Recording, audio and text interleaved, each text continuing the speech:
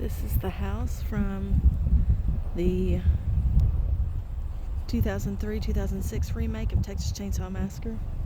It is on a highly guarded property, so we can only see it from the road. Yeah, so we've got somebody stopping.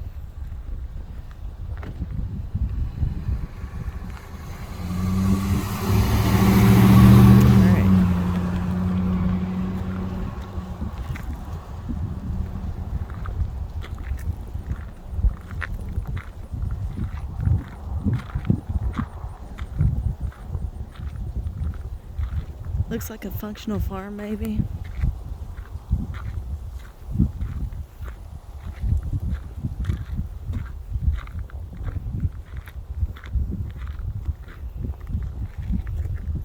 They have a big gate up.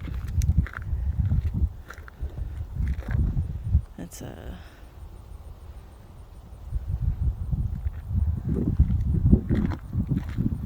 we found a place to pull off on the side of the road.